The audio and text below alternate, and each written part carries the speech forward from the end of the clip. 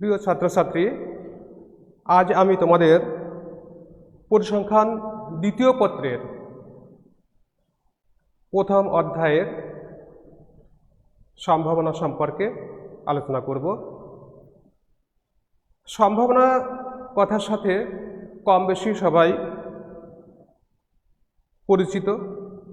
আমরা বিভিন্ন সময়ে সাধারণত সম্ভাবনার কথা বলে থাকি।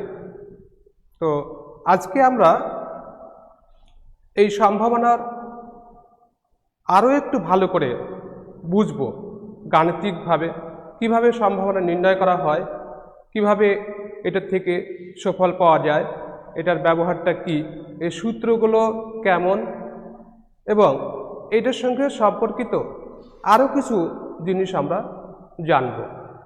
তো সম্ভাবনার ধারণাটা আসলে বহু প্রাচীন।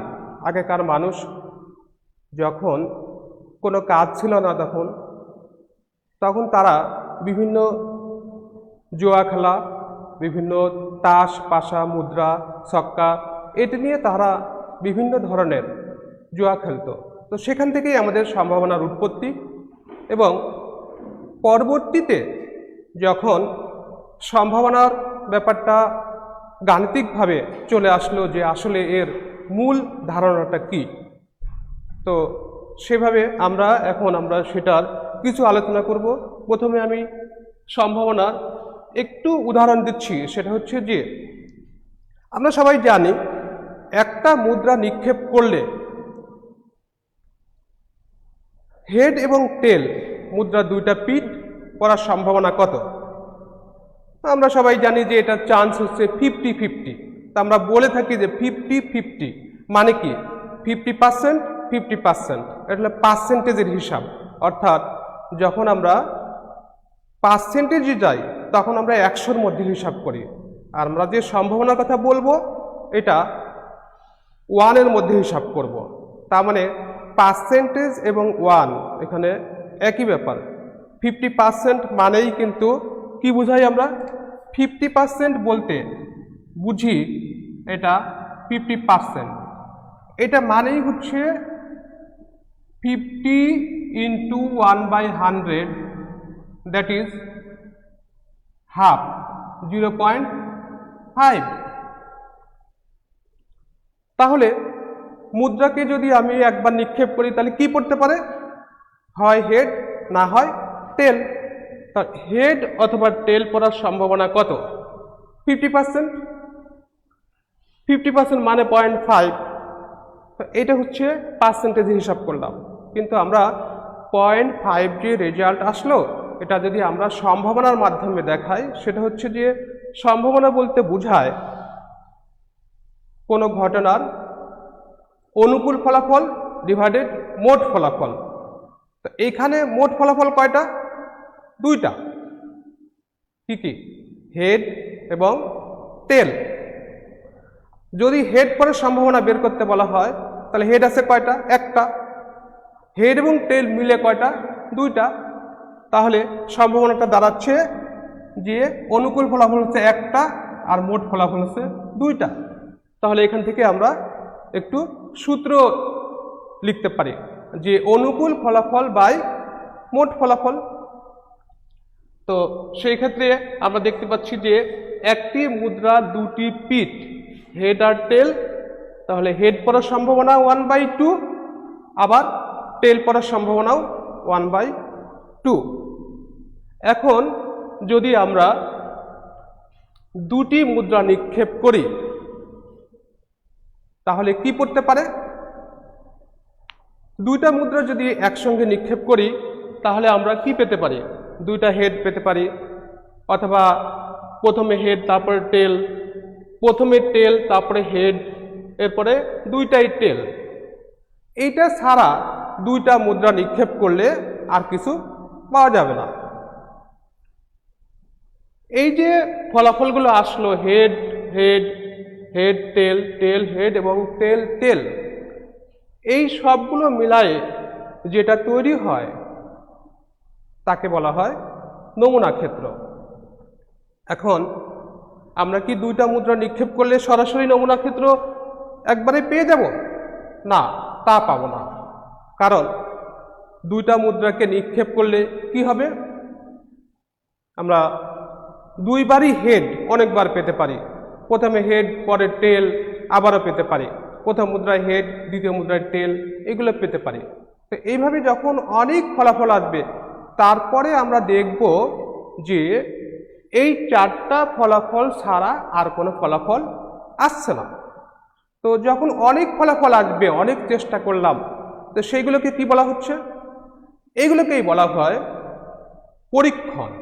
অর্থাৎ দুইটা মুদ্রা নিক্ষেপ করলে কি ফলাফল আসতে পারে, তার জন্য আমরা যে চেষ্টাগুলো করলাম, সেই চেষ্টাগুলোকেই বলা হয় সম্মিলিতভাবে পরীক্ষণ।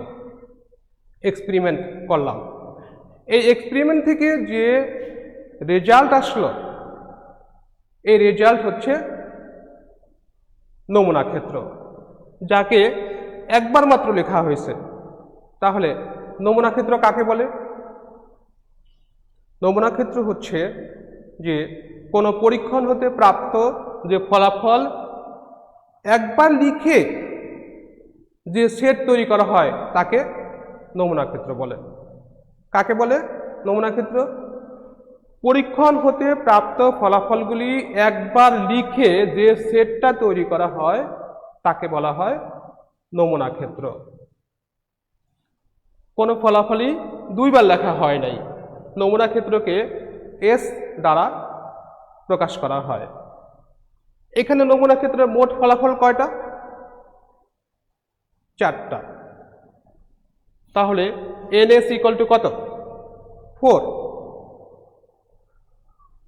আর এইটা করতে যে প্রথমে যে অনেকবার নিক্ষেপ করলাম, সেটা হচ্ছে পরীক্ষণ। এখন আমরা বুঝলাম নমুনা ক্ষেত্র কাকে বলে। নমুনা ক্ষেত্র মধ্যে যে ফলাফলগুলো আছে, যে উপাদানগুলো আছে, যে এলিমেন্টগুলো আছে, এই এলিমেন্টগুলোকে বলা হয় নমুনা বিন্দু। নমুনা বিন্দু কাকে বলে? নমুনা ক্ষেত্রের মধ্যে যে ফলাফলগুলো আছে, সেইগুলোকে এক একটা নমুনা বিন্দু বলা হয়। এখানে কয়টা নমুনা বিন্দু আছে? চারটা। HH, HT, TH এবং TT, মোট চারটা নমুনা বিন্দু। এই চারটা নমুনা বিন্দু দিয়ে একটা নমুনা ক্ষেত্র তৈরি। এই নমুনা ক্ষেত্র কিসের তৈরি? কিসের দ্বারা হয়েছে? দুটি মুদ্রা নিক্ষেপের ফলে।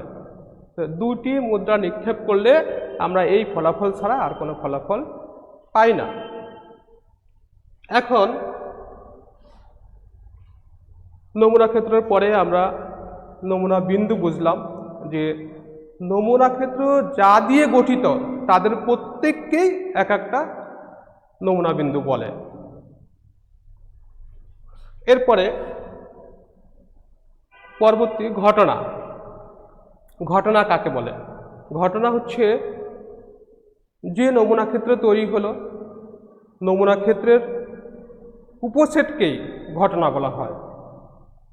একটা নমুনা ক্ষেত্রের মধ্যে যতগুলো উপাদান আছে, তাদের উপাদানগুলো নিয়ে যে সেট তৈরি করা হয়, উপসেট তৈরি করা হয়, তাকে ঘটনা বলে। তাহলে নমুনা ক্ষেত্রের উপসেটই ঘটনা। তাহলে ঘটনা কাকে বলে? আমরা বুঝলাম যে নমুনা ক্ষেত্রের উপসেট নিয়েই ঘটনা তৈরি হয়। ঘটনার সংখ্যাটা আমরা অন্যভাবে বলতে পারি। কোনো বৈশিষ্ট্যের অনুকূল ফলাফলের সেটকে ঘটনা বলে। কোনো বৈশিষ্ট্যের অনুকূল ফলাফলের সেটকে ঘটনা বলে। তো বৈশিষ্ট্য কি? আমি যদি বলি এই নমুনা ক্ষেত্র থেকে আমি একটা ঘটনা বলবো, সেটা হচ্ছে যে একটা হেড পড়ার ঘটনা। এখন খুঁজে বের করি একটা হেড কোথায় আছে। এখানে একটা হেড আছে, এখানে একটা হেড আছে। তাহলে একটা হেড পড়ার ঘটনা কি হবে? HT এবং TH। যদি বলি দুটা হেড পড়ার ঘটনা, দুটা হেড পড়ার ঘটনা কয়টা আছে এরকম? একটা, এইচ এইচ এইচ এইচ ছাড়া আর কোনো এখানে নাই, দ্বিতীয় আর কিছু নাই। তাহলে দুইটা হেড পড়ার ঘটনা যদি বলি তাহলে এটাকে আমরা শুধু বলবো এইচ এইচ দ্বারা ঘটনাটি তৈরি হবে। তো আমরা ঘটনাকে সাধারণত capital A B C D ইত্যাদি দিয়ে প্রকাশ করে থাকি। তোমরা দেখো যে ঘটনাগুলো লিখতেছি। একটি হেড পাওয়ার ঘটনা, একটি হেড পাওয়ার ঘটনা কে যদি বলি এ, একটি হেড পাওয়ার ঘটনা এ, তাহলে সুতরাং এ ইকুয়াল টু কি হবে? এইচ টি টি এইচ, এটা একটা হেড পড়ার ঘটনা। আর যদি বলি দুটি হেড পড়ার ঘটনা, দুটি হেড পড়ার ঘটনা, দুটি হেড পাওয়ার ঘটনা,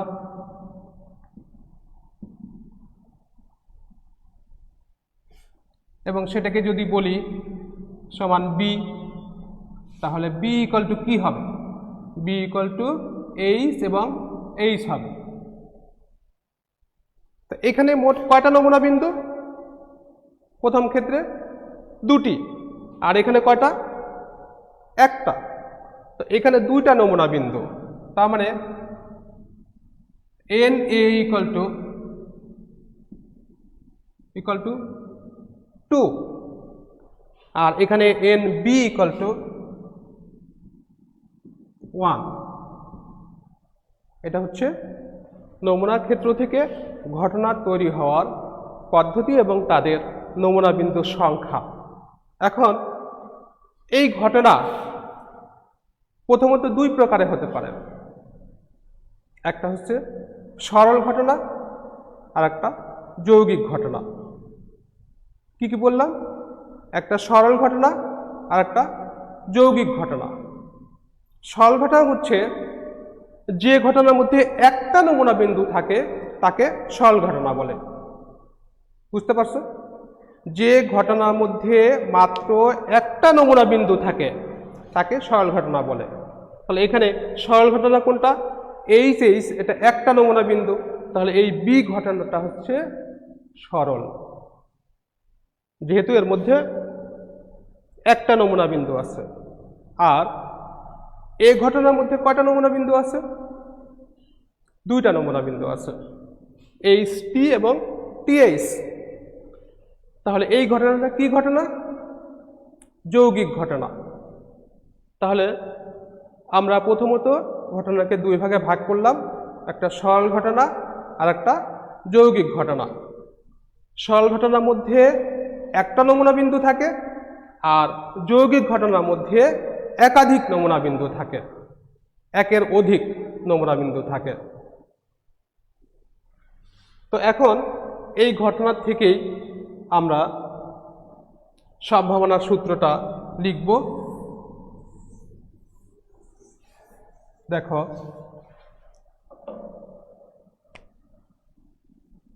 সম্ভাবনা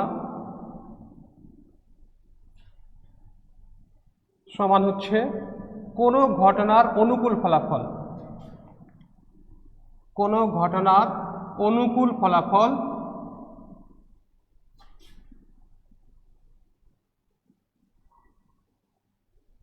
ফলাফল ডিভাইডেড নমুনা ক্ষেত্রের মোট ফলাফল, নমুনা ক্ষেত্রের মোট ফলাফল।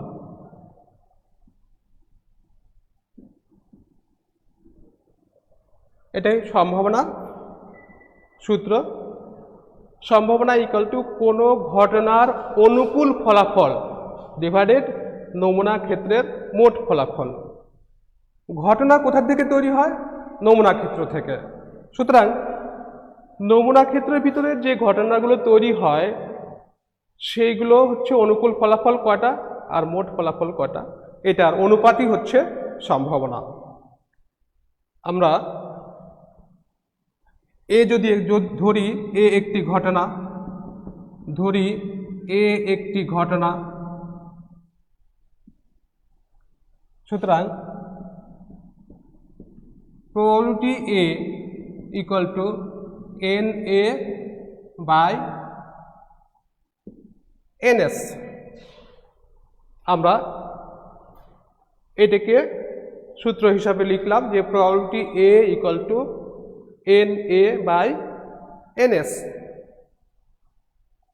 এ হচ্ছে কোনো ঘটনার অনুকূল ফলাফল, NS হচ্ছে ওই ঘটনার সঙ্গে সংশ্লিষ্ট নমুনা ক্ষেত্রের মোট ফলাফল। তাহলে যে ঘটনাটা যে নমুনা ক্ষেত্র থেকে তৈরি হবে ওখান থেকেই কিন্তু আমাদের মোট ফলাফলটা নিতে হবে। তাহলে সম্ভাবনার যে সূত্রটা সাংকেতিকভাবে আমরা লিখতে পারি probability A equal to NA by NS। তো সম্ভাবনা এটাকে আমরা কয়েকটা ভাগে ভাগ করতে পারি। একটা হচ্ছে যে সম্ভাবনার যে মানটা সেটা সবসময়ের জন্য 0 থেকে 1 এর মধ্যে থাকে, 0 থেকে 1 সম্ভাবনার মান। যখন কোনো ঘটনা কোনোভাবেই ঘটা সম্ভব নয় তখন আমরা ওটাকে বলি অসম্ভব ঘটনা, এবং সেক্ষেত্রে আমাদের সম্ভাবনাটা আসবে 0। আর যদি কোনো ঘটনা নিশ্চিত হয় তখন তার সম্ভাবনা আসবে 1। অর্থাৎ সম্ভাবনার যে মূল কথা সেটা হচ্ছে অনিশ্চিত ঘটনা নিয়ে। এই ক্ষেত্রে আমরা ঘটনাকে মোট 3 ভাগে ভাগ করতে পারি। একটা হচ্ছে নিশ্চিত ঘটনা, একটা অনিশ্চিত ঘটনা, আর একটা অসম্ভব ঘটনা। মোট 3 ভাগে ভাগ করতে পারি। নিশ্চিত ঘটনা যা ঘটবেই, এটা কোনো সম্ভাবনার ব্যাপার না, নিশ্চিত ঘটনা ঘটবেই। যেমন সূর্য পূর্ব দিকে উদিত হয় প্রতিদিন, এটা একটা নিশ্চিত ঘটনা। সুতরাং এটার কোনো সম্ভাবনার আমরা হিসাব করার কোনো প্রয়োজন নেই। অথবা একটা মুদ্রা নিক্ষেপ করলাম, হেড অথবা টেল করার সম্ভাবনা, দুইটাই বললাম, হেড বা টেল। মুদ্রা নিক্ষেপ করলে কি পড়বে? হেড অথবা টেল। তাহলে এই কথা বলি, যদি একটা মুদ্রা নিক্ষেপ করে যদি বলি যে হেড বা টেল করার সম্ভাবনা কত, তাহলে দুইটার যে কোনো একটা তো পড়বেই। সেক্ষেত্রে আমাদের সম্ভাবনা হবে কত? 1, মানে 100% পড়বেই।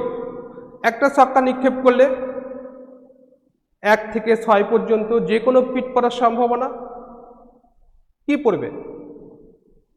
একটা পড়বেই। সুতরাং এখানে সম্ভাবনাটা কি? নিশ্চিত, এবং সম্ভাবনার মানটা হবে 1। আর যে ঘটনা কোনোভাবেই ঘটা সম্ভব না তাকে বলা হয় অসম্ভব ঘটনা। যে ঘটনা কোনোভাবেই ঘটা সম্ভব না তাকে বলা হয় অসম্ভব ঘটনা। যেমন একটা ছক্কা যদি আমরা নিক্ষেপ করি তাহলে ছক্কায় 7 পড়ার ঘটনা, এটা কি হবে? আসলে কি পড়বে? 7 কি ছক্কায় আছে?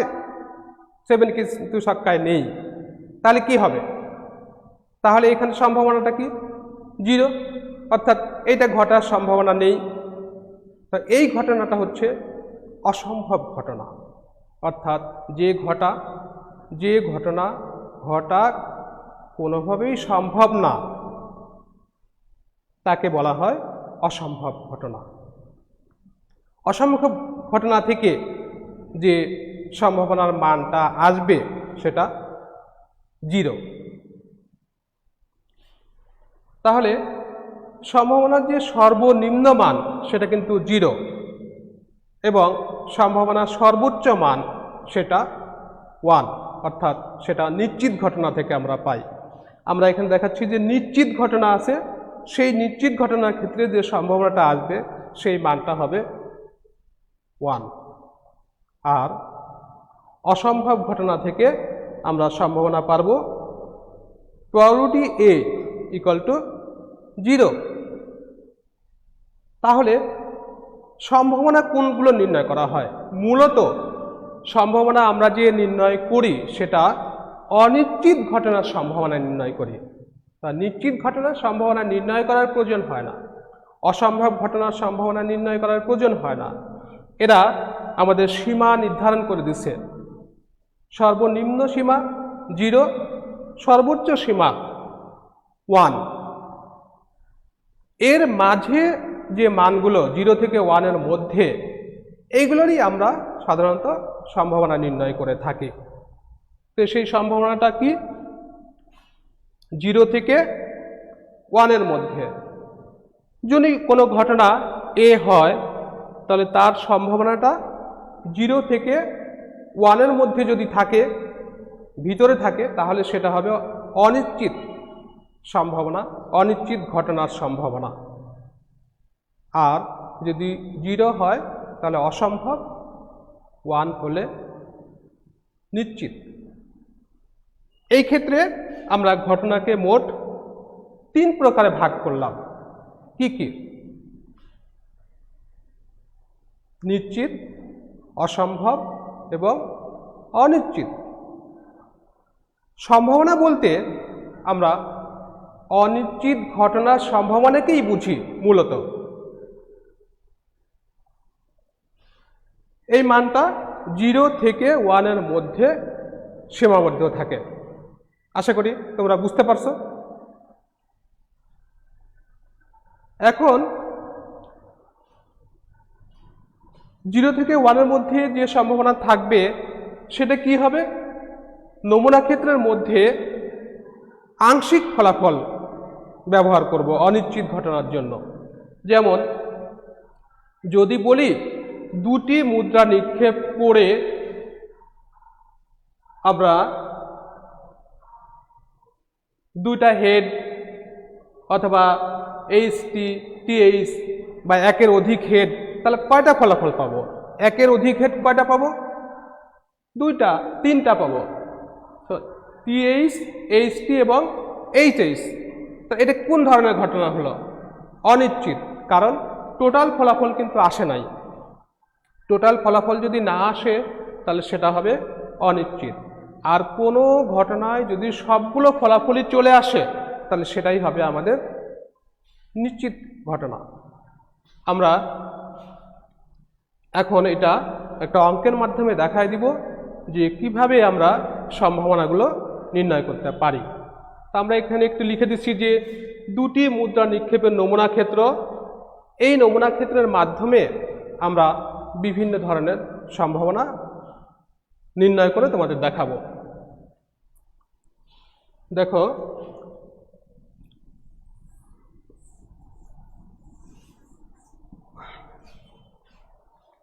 দুটি মুদ্রা নিক্ষেপের নমুনা ক্ষেত্র আমাদের আগেই লেখা আছে, S equal to HH, HT, TH এবং TT।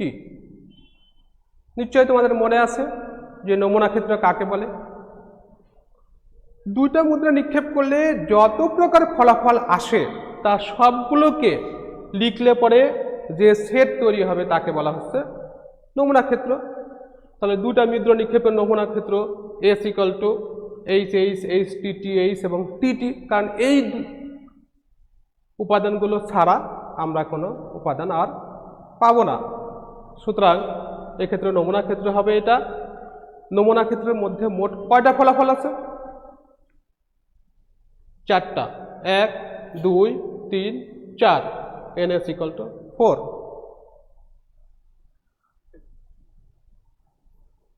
কয়টা ফলাফল? 4টা। এই 4টা ফলাফলকে, এক একটা ফলাফলকে কি বলে মনে আছে? এটা হচ্ছে নমুনা বিন্দু। মোট 4টা নমুনা বিন্দু আছে। এই 4টা নমুনা বিন্দু মানেই হচ্ছে মোট ফলাফল। NS equal to 4। আমরা এর থেকে দেখো সম্ভাবনার যে মূল সূত্র probability A equal to N A by N S, তার সাহায্যে আমরা কিছু অঙ্ক করার চেষ্টা করব। 1 নম্বর অঙ্ক, দুটি হেড পড়ার সম্ভাবনা, দুটি হেড পড়ার সম্ভাবনা নির্ণয়। ধরি দুটি হেড পড়ার ঘটনা, দুটি হেড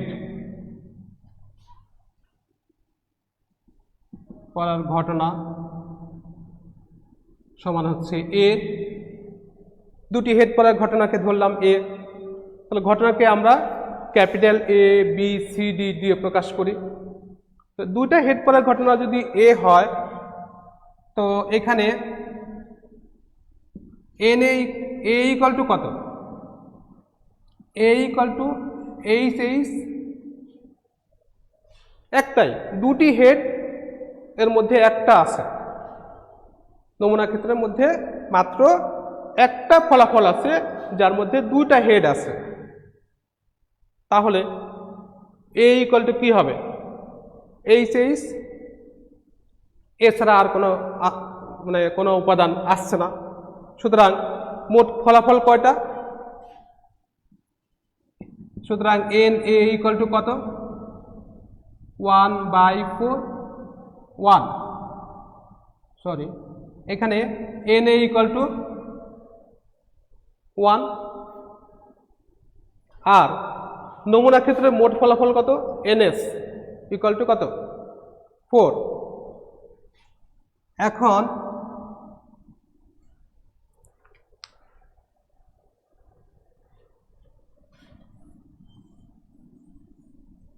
এখন দেখো,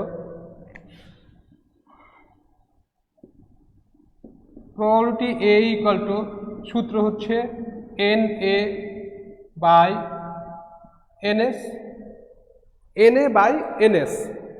এখন এন এর মানটা কত? এন এর মানটা হচ্ছে 1, আর এন এস এর মানটা কত? 4। মানটা বসায় দিলে N A by N S equal to কত? 1/4,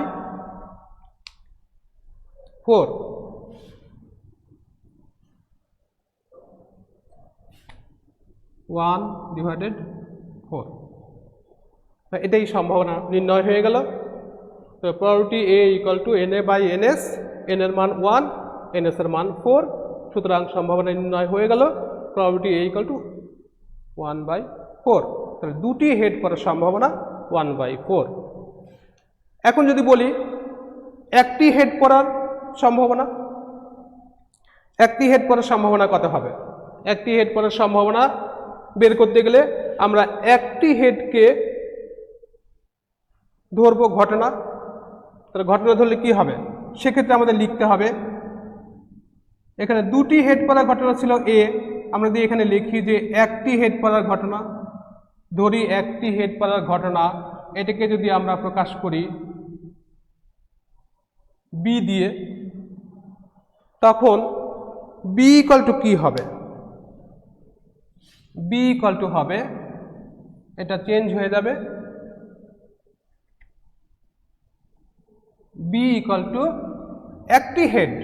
একটি হেড কোথায় আছে? এই একটা, এই একটা, কয়টা? দুইটা, এইচ টি আর টি এইচ, দুটা ফলাফল পেলাম। তাহলে কি হবে? নিচে কি হবে? এন বি ইকুয়াল টু কি হবে? এন বি ইকুয়াল টু, এখানে মোট কয়টা ফলাফল? দুইটা, তাহলে এখানে রেজাল্ট আসবে 2,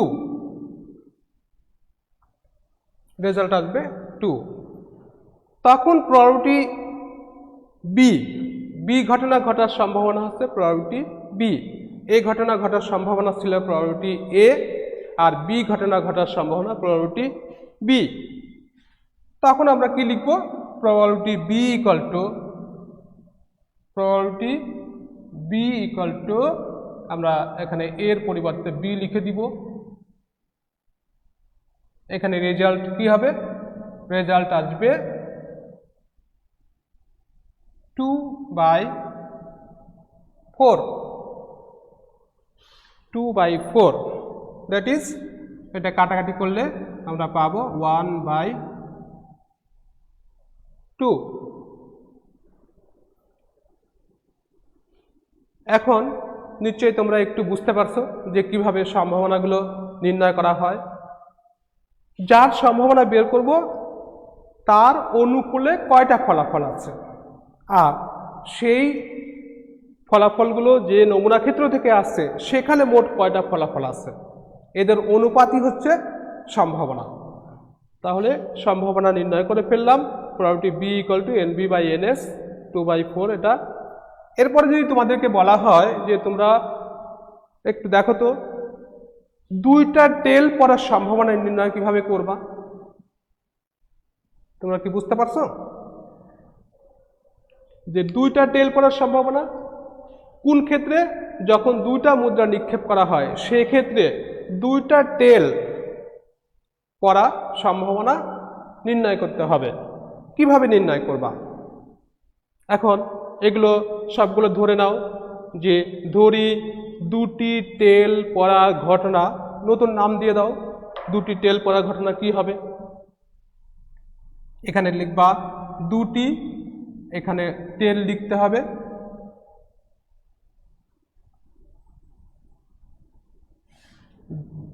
ধরি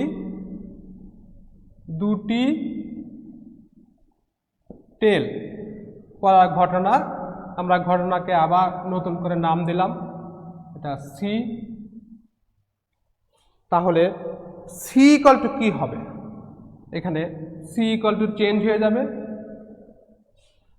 সি ইকুয়াল টু কয়টা ফলাফল আছে এখানে? একটা ফলাফল আছে টিটি। তাহলে C equal to TT. NC equal to কত হবে? এনসি ইকুয়াল টু কত হবে বলো? এনসি ইকুয়াল টু রেজাল্ট কয়টা এখানে? মাত্র একটা। তাহলে আমরা এখানে এনসি ইকুয়াল টু কি লিখব? 1 লিখব। সেক্ষেত্রে সম্ভাবনাটা কি হবে? সম্ভাবনা হবে প্রবাবিলিটি সি ইকুয়াল টু, তোমরা বুঝতে পারছো, probability C equal to NC/NS। NC, তাহলে এখানে বি পরিবর্তন হয়ে কি হয়ে যাচ্ছে? সি হয়ে যাবে। Probability C equal to NC/NS। মানটা কত হবে? এনসির মান কত? এনসির মান 1।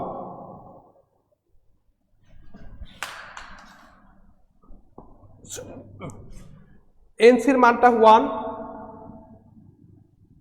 আর এনএস এর মানটা 4। তার probability C equal to NC/NS, that is 1/4।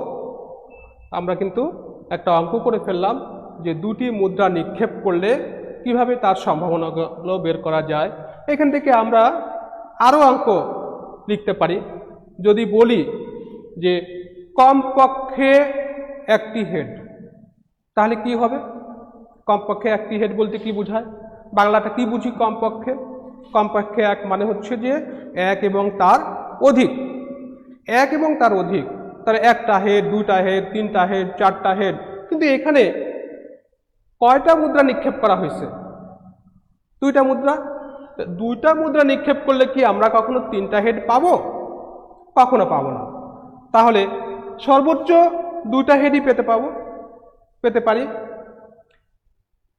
তাহলে কমপক্ষে একটি বললে কি বোঝায়? একটি হেড অথবা দুটি হেড। একটি হেড অথবা দুটি হেড। একটি হেড অথবা দুটি হেড কয়টা আছে? 1, 2, 3, তিনটা আছে। তাহলে যদি আমরা বলি যে কমপক্ষে একটি হেড পড়ার সম্ভাবনা নির্ণয় করো। তাহলে কি আমরা এটা করতে পারবো? আশা করি তোমরা বুঝতে পারছো যে কিভাবে করা হবে। এখানে যদি আমরা তখন ঘটনা ধরবো যে কমপক্ষে একটি হেড পড়ার ঘটনা, নাম দিব, কি নাম দিব? সির পরিবর্তে ডি দিব। যদি একই অঙ্ক হয় তাহলে আমরা এ বি সি ডি এভাবে প্রকাশ করব। এখন এটাকে যদি তুমি বলো যে আমরা ডি দিয়ে প্রকাশ করব, ডি দিয়ে প্রকাশ না করলেও চলবে, প্রত্যেকটা অঙ্ক যদি আমরা এ দিয়ে প্রকাশ করি তাহলেও চলবে। এখন আমরা লিখতে পারি পুরো অঙ্কটা, আমরা বললাম যে কমপক্ষে একটি হেড। তো কমপক্ষে একটি হেড পড়লে কি হবে? ধরি কমপক্ষে একটি হেড, কমপক্ষে একটি হেড পড়ার ঘটনা। কমপক্ষে একটি হেড পড়ার ঘটনা কি হবে? কি ধরবো? ডিও ধরতে পারি, আবার এও ধরতে পারি, এ ধরলেও চলবে, আলাদা আলাদা অঙ্ক, সুতরাং প্রত্যেকটা অঙ্কেই আমরা এ ধরতে পারি, বিও ধরতে পারি। যখন একই অঙ্কের মধ্যে দুইটা ঘটনা ধরা হয় তখন একটাকে এ আর একটাকে বি ধরলেই ধরা হয়। আর যদি আলাদা আলাদা করে অঙ্ক হয় তাহলে প্রত্যেকটা আমরা এ ধরতে পারি। তাহলে এখানে আমরা আবারও এ ধরতে পারি যে কমপক্ষে একটি হেড পড়ার ঘটনার সমান হচ্ছে এ। তাহলে এর মানটা কি হবে? এখানে এ ইকুয়াল টু কি হবে? তোমরা বুঝতে পারছো কি হবে? বাংলাটা আগে বুঝতে হবে। কমপক্ষে একটি হেড, দ্যাট ইজ মিনিমাম একটা হেড। মিনিমাম একটা হেড তার মানে কি? তার চেয়ে বেশি হতে পারে। বেশি হলে কত বেশি হবে সেটারও একটা লিমিট আছে। যে আমরা তো মুদ্রা নিক্ষেপ করছি দুইটা মুদ্রা নিক্ষেপ করছি, অথবা একটা মুদ্রা দুইবার নিক্ষেপ করছি, তাহলে আমার দুইটা হেডের বেশি আসবে না। সুতরাং কমপক্ষে একটি হেড পড়ার ঘটনাকে যদি আমরা এখানে প্রকাশ করি তাহলে একটা হেড আর দুইটা হেড আসবে। তাহলে HH আর TH এই তিনটা ফলাফল আসবে। এখানে একটা হেড আর এটা দুইটা হেড। এটাই হচ্ছে কমপক্ষে একটি হেড। তো এখানে ফলাফল কয়টা হলো? মোট কয়টা ফলাফল হলো? মোট ফলাফল হলো